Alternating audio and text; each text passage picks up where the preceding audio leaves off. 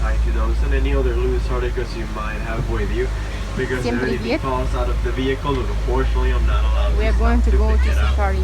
For your safety, please remain seated at all times. The roads out there are unpaved. They can get a little bumpy at times. Also, if you look right above your head, you can find an animal spotting guide. We might not see all of those out there because of the animals' different migrational patterns. We usually have pretty good luck, so we shouldn't be seeing most of them. And right now, we'll be driving through the forest. It is actually called the Little Eagle Forest. The animals here are pretty shy. You might have blended in with the vegetation, so make sure to keep a close eye on your surroundings. If you look over to the right side over here, you can see an okapi. And the okapis were thought to be related to the zebra back when they were found in 1901 because of their zebra-like stripes. They're actually not related to the zebra, they're related to the giraffe. Both the okapi and the giraffe have a prehensile tongue that acts like a finger when eating. And also we'll be driving by the watering hole up ahead. And the watering holes are actually great places to see rare animals like black rhinos. So hopefully we can see some black rhinos in the area. Here's a hint when we're looking for this black rhino. They're not actually black, they're gray. They're pretty good at blending in with the rocks. There's going to be one over here on the left side, all the way back there by the clay walls. A black rhino like that one can weigh up to 3,000 pounds. Actually, they're the smallest of all rhino species. Sadly, there's less than 5,000 of them left out in the world. That's due to poaching. They're being poached for their horns in the Great Valley on the black market. And that's unfortunate because our horns are only made out of keratin. The same things our fingernails are made out of. And up ahead over on the right side, there's going to be some greater kudu. Actually, there's two types of antelope. Right next to greater kudus and a bongo. You can pet them. Right over here. The greater kudus are the ones crossing the road. And only males grow horns. Their horns can also be up to 6 feet in length. Looks like this one's over here. Females. The dark orange antelope on the right are called bongos. And bongos are also known as the ghost of the forest. And that's because they're rarely seen.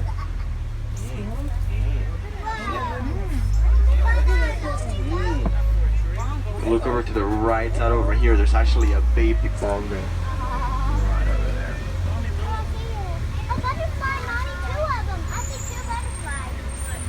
Bongos, both male and female, grow horns, and their horns have been tilted slightly backwards so they can run through the bushes without getting stuck.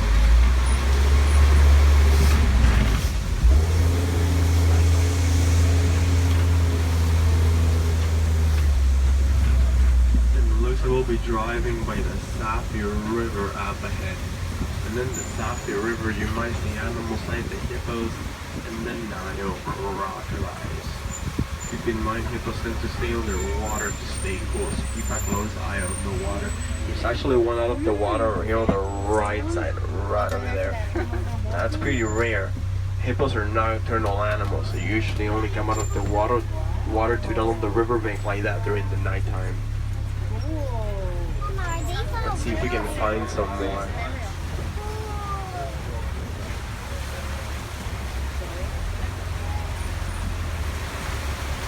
It's a colloquial up ahead.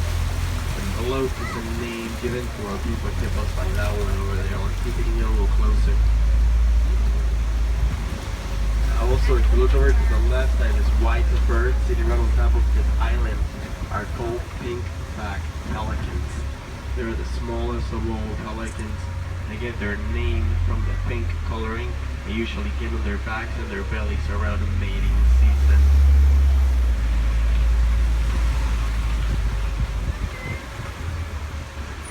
Hippos are pretty good swimmers, but they rather walk along the river bottom.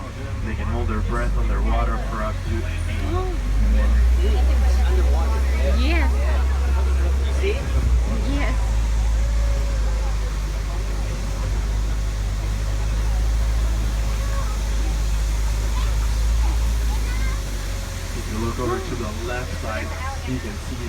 Nile crocodiles. Nile crocodiles are the largest of all crocodiles here in Africa. They average about 16 feet in length, about 500 pounds in weight. Wow. They can also live to be about 40 years. In a wild resting, a Nile crocodile can actually remain underwater for up to 2 hours.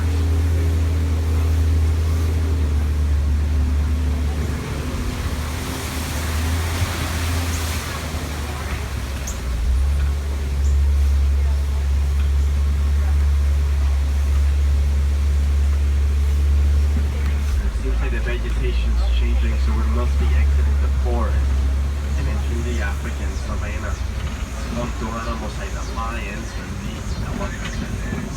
And not an animal, but if you look over to the right side over here, you can see a baobab tree. Baobab trees come most of the year without leaves on their branches, just like this one, making the branches look like roots. That's where the baobab tree gets one of its nicknames from. That's the nickname of upside down tree. Now as you go down this hill, make sure to have the cameras out already. If you look over to the left side, right over here, you can see my personal favorite view of the African savanna. And when looking in the distance, you can actually even spot out some animals like the springbok and Patterson's eland. Also some Ankoli cattle and some wildebeest. Driving by all of them in just a few seconds. Look over here to the right side. These little antelope over here, they're actually fully grown and they're called springbok. Springbok can reach speeds of up to 60 miles per hour. They can also leap forward up to 13 feet when in motion, about 6 to 8 when standing still.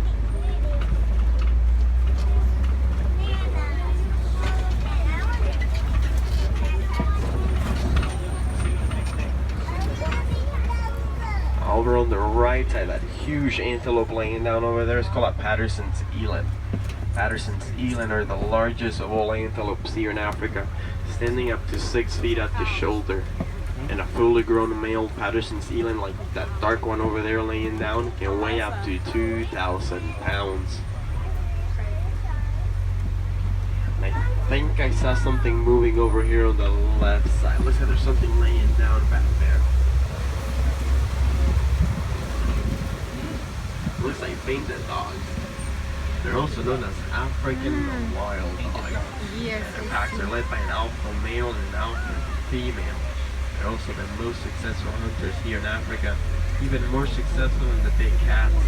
That's because they're usually hunting packs, also because they chase their prey to look false from exhaustion. And over on the right side, these animals with the long horns are called Ankoli cattle. Wow. They're also known as Egyptian longhorn cattle, and their horns average 3 to 4 feet in length. They also look kind of heavy, but they're actually not heavy at all. They're almost hollow on the inside. They have kind of like a honeycomb structure. That's because they pump blood through their horns to stay cool during the summertime. And over on the left side, you can see a termite mound. Those are made out of the dirt, saliva, and dung. But because of the high temperatures here in Africa, they actually tend to get to be as hard as cement. And animals like the elephants and the giraffe use them as scratching poles, so they get worn down like this one over on the right side. But that's okay, because animals like the antelope use them as viewing locations. You get on top of them and look around to scan the area for predators that might be hiding in the tall grass. Speaking of antelope, there's going to be some springbok, some more springbok over here on the left side. You can actually tell us how small they actually are. Over here.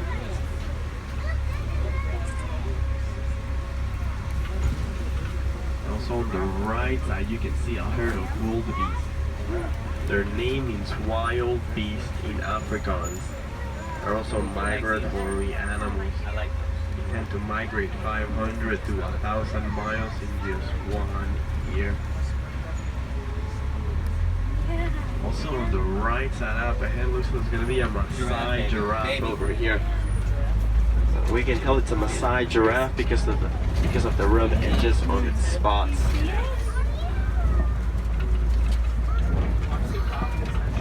And a Maasai giraffe like this one are about 6 feet tall when born. It can actually grow to be about 20 feet tall when fully grown. You see it? He's scratching his belly. Scratching. Looks like it's trying to scratch its belly.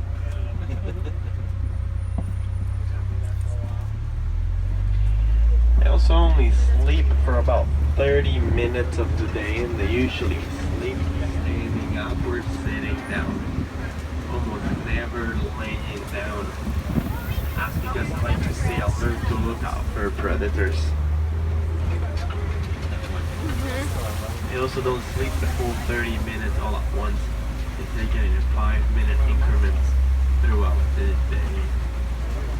There's going to be a few more over here on the left side.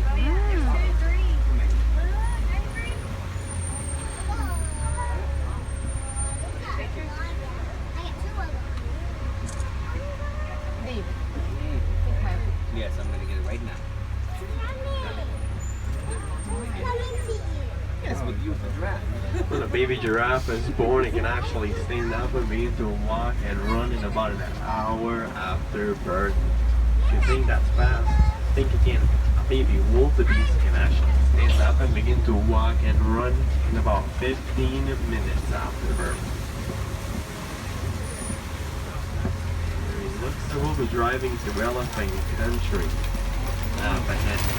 So we should be seeing some elephants. Don't forget to keep a close eye on your surroundings because you never know what other animals we might find. Looks like mandrills over here on the left side. Yeah, mandrills are the largest of all monkeys, with male mandrills like that one on the left side weighing up to 100 pounds. You can actually tell that's a male mandrill by the bright blue and red coloring on its face. That actually gets brighter as we get more excited. Let's see if we can find some elephants. Yeah. I don't know, looks like the road is closed right now.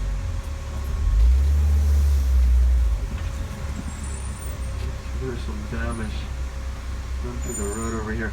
Okay, well, it should only be a few seconds, maybe minutes before we get back on the road, but it really shouldn't take too long. Hopefully we'll still see the elephants up ahead. I actually see the main road on the other side of this bridge over there, so she'll be there in no time.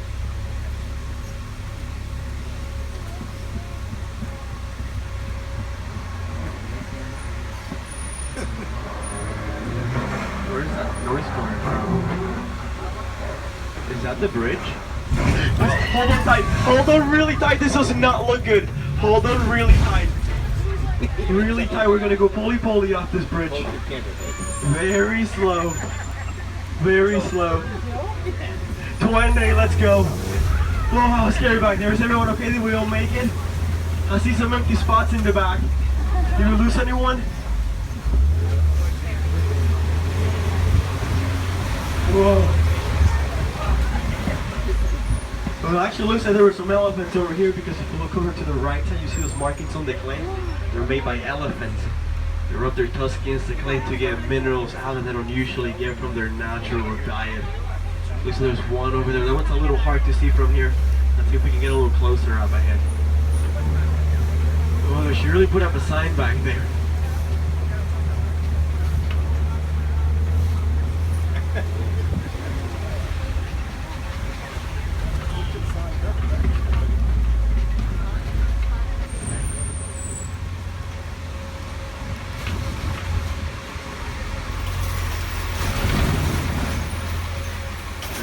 They're going to be over here on the left side.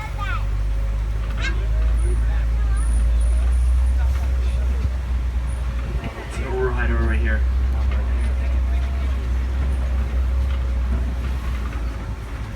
Well, there's the road we should have taken.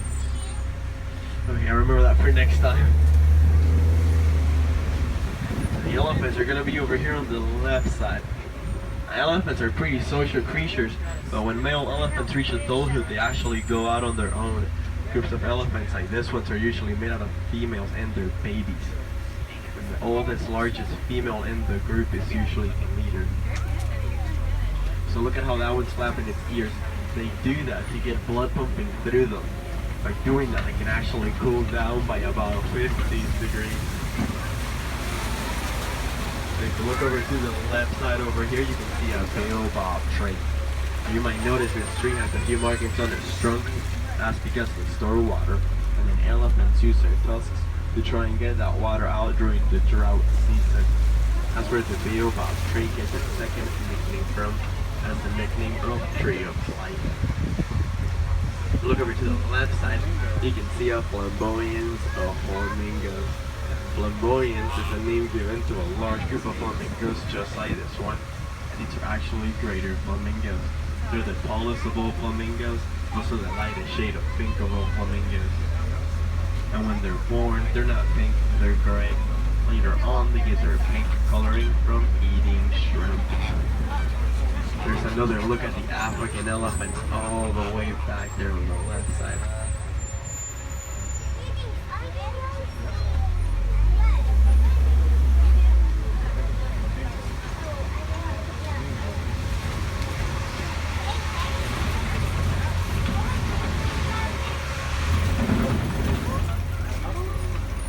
So there's going to be some white rhinos over here on the left side. White rhinos are actually much larger than black rhinos. They average 4,000 to 5,000 pounds. Actually larger than black rhinos by about 2,000 pounds. They're also not white like their name suggests. They're gray. They get their white name from the Afrikaans word white, which means the wide, not white. But because of a mistranslation, it was thought that it meant white, and they just say that white.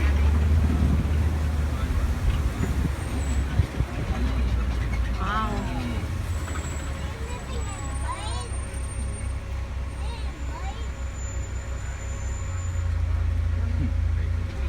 Very big. Look over to the left side, towards the end of the truck. There's going to be two cheetahs laying down right behind that tree over there. Left and back, towards the end of the truck. Right over there. Now, cheetahs are the fastest animal in the world, reaching speeds of up to 70 miles per hour in just under 3 seconds. And they can only maintain their speed for short stretches. They actually also have really good eyesight, which combined with their really fast speed makes them really good hunters. But they were built for speed, not power. So animals like the lion, even a panther, can easily chase them off. Speaking of lions, looks like a Kobe rock up ahead. And Kobe is the name given to a rock formation where lions usually hang around. So we might be seeing some lions in the area. Here's the thing about lions, so they usually sleep 16 to 20 hours of the day, so they might be asleep right now. They're usually the most active early in the morning and around sunset.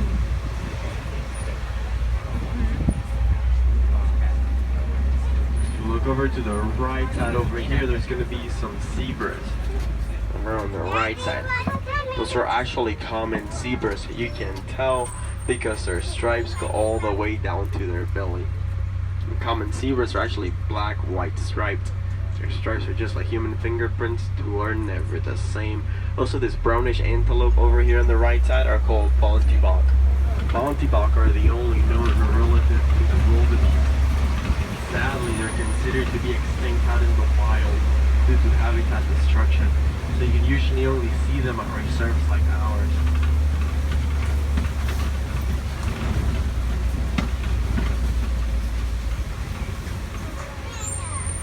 And over to the left and back, towards the end of the truck, there's actually a warthog laying down all the way back there. Left and back towards the end of the truck. Warthogs are in the same family as domesticated pigs. They're territorial animals and they tend to cover themselves in mud to protect their skin from insects. gonna be a closer look at the common zebra over here on the right side. Right over here. Dana.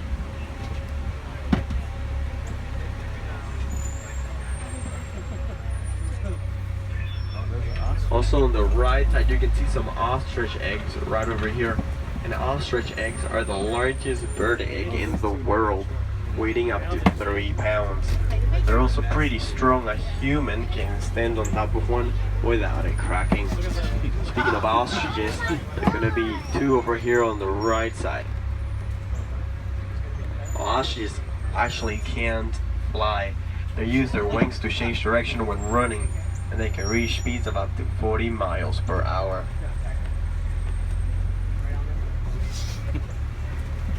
Why is he doing it?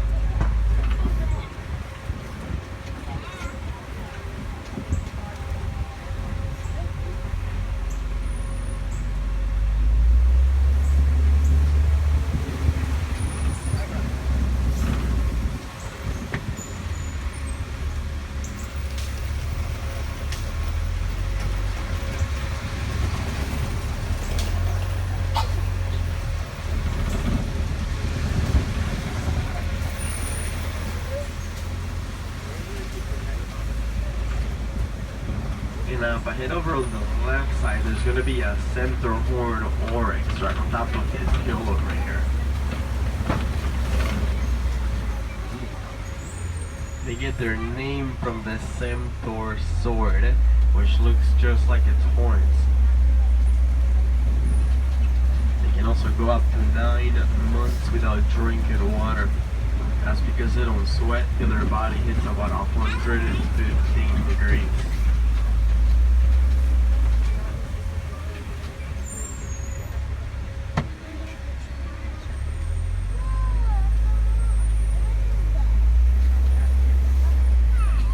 As we go through this gate, we get closer to the Harambe village, which is going to be your final stop. Look around, make sure you have all of your belongings with you. Phones, purses, wallets, hats. And if you're looking to get more up-close animal encounters, I suggest you check out gorilla falls. There you can see animals like the gorillas, naked morats, meerkats, underwater hippos. That's just to name a few of the animals that you might encounter out there. For animals like the tiger, head over to Asia. Those are going to be over in the Maharashtra jungle trek. And both gorilla falls and the Maharashtra jungle trek will be closing at 7, so make sure to check it out before then. For any Walden explorers out there, you've been on board the Symbol 1. The name of the truck is Symbol 1, and that's going to be over in page 13 of your Walden Explorers Hand Guide. And before I drop it off, I want to leave you with one last phrase. That's going to be Kwaherini, which means go well in Swahili. So Kwaherini, everyone. Kwaherini. I hope you had a great time out there. We hope to see y'all again, because all of our safaris are different. The animals do make sure of that. Job rewarded, Madison. Holding.